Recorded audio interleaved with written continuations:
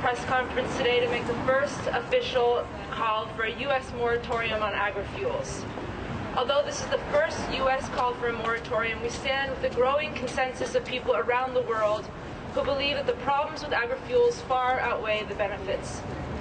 The belief that a U.S. moratorium is needed evolved in a working group made up of farmers' organizations and environmental, social justice, and trade groups, who share concerns that large-scale production of agrofuels will cause widespread environmental and human rights problems.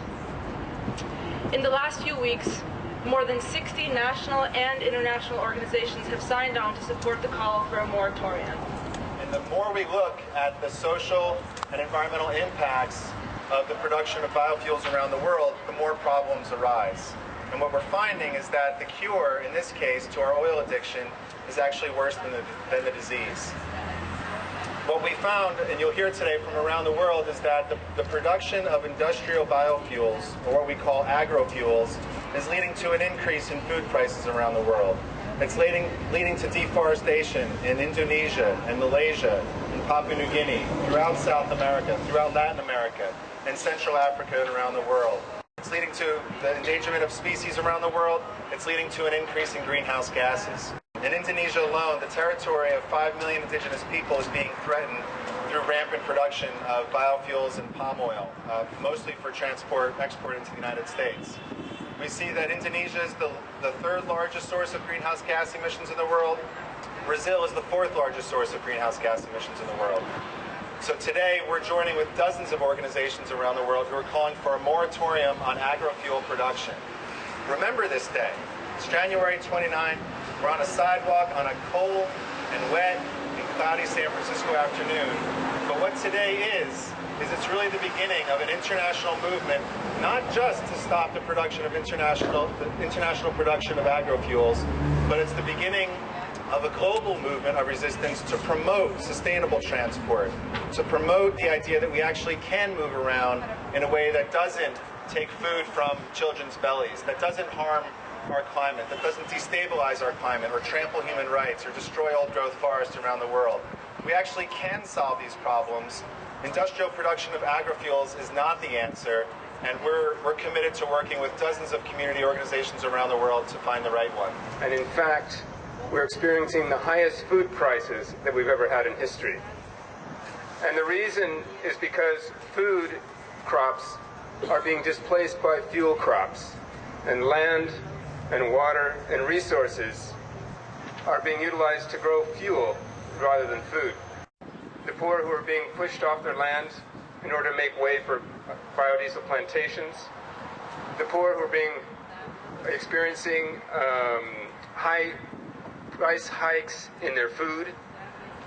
The United Nations estimates that with a 1% rise in food prices, immediately you'll find a 0.5% rise in the number of hungry people in the world. We have to look at that fact here in the United States, where we have 38 million hungry people. And we also have to look at that fact in relation to our own budget for food. It's doubled over the last year. The doubling of the prices of grains, soy going up, wheat going up to $10 a bushel, corn going up to $5 a bushel, has an impact on all the rest of the foods that we eat, because it means that other foods are displaced and aren't grown, or it means that the processed foods that we eat cost more. So what that means is that the price of eggs has gone up by 36%. It means that the price of bread has gone up by 12%. The price of milk has gone up by 30%. And there doesn't appear to be any end in sight, for the simple fact that fuel prices push up food prices, and now food prices push up fuel prices, because they both compete for land. So what we see is a spiral upwards, an inflationary spiral upwards in both food and fuel. The reason we have this to begin with is because our government instituted some renewable fuel standards in which they set targets. Recently, 36 billion gallon targets for agrofuels, and because agrofuels are subsidized. And so this unleashed a boom in the agrofuels market. And at the moment, there are 200 ethanol refineries online waiting to be built. They're just waiting for the steel.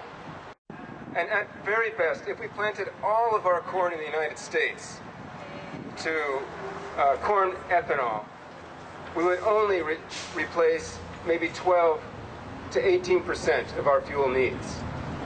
At what cost? At the cost of the disruption of our food system. People think that, oh, the rise in the price of corn, the rise in the price of wheat or soybeans is good because now farmers will get a break and they'll finally get a fair price for their crop. That's not going to be the case, unfortunately. We know very well that whenever there's a windfall, very quickly the grain companies, the seed companies, the fertilizer companies all take advantage of it. And that's no different here. In fact, it's worse. Because the large grain companies and large seed companies like Monsanto, Syngenta, the grain companies like Bunge, Cargill, ADM, are consolidating their hold over our food and fuel systems under one giant industrial roof. We have to stop and take stock of this boom. We have to think about what the implications are of the expansion of agrofuels for our food and fuel system. And we have to think of a rational way of solving our energy problems, which don't rely on handing over our food and fuel systems to the grain and seed corporations. Ironically, our tax dollars are now subsidizing an increase in food prices. We're paying our government so that we can pay more for food. And as we move into what's currently recognized around the world as our current stagflation, recession, economic crisis, I think we have to take food out of the equation. Food needs to be for everybody. Food needs to be accessible. It can't be put into the hands of industry for fuel. And we are really, really happy and pleased to be here along with our allies like Rainforest Action Network and Food First, among others, to join this call for a moratorium on agrofuels. In the work we've been doing with our partners in the Global South, we've come to realize and understand how much of a threat agrofuels poses to them, their lives, their way of life, and their very survival. How much agrofuels is an issue of human rights.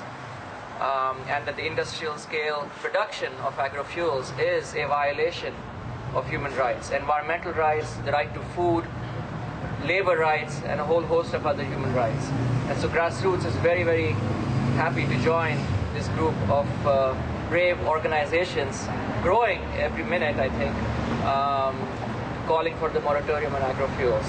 Thank you. We have a history of fighting against free trade agreements and investment agreements that have devastated and continue to devastate the fundamental rights of people to food, water, work, land, and dignity. We believe that trade justice is not limited to fighting unfair trade agreements proposed by the U.S., but also involves creating alternatives to the current values that drive the system of international trade. We, like the organizations represented here today, call for an immediate moratorium on U.S. policies concerning agroenergy for large-scale monocultures and a moratorium on global trade of such commodities.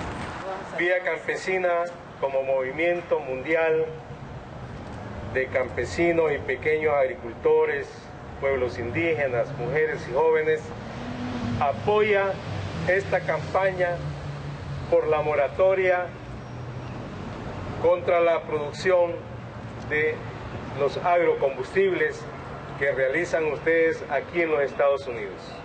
Para este año 2008, solo en Brasil está previsto la producción de agrocombustibles en 70 millones de hectáreas en la Amazonía.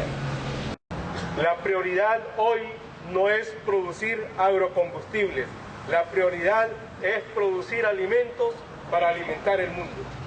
Por lo tanto, vamos a incorporarnos, vamos a proponer en Vía Campesina incorporarnos a esta gran campaña contra los agrocombustibles a nivel mundial.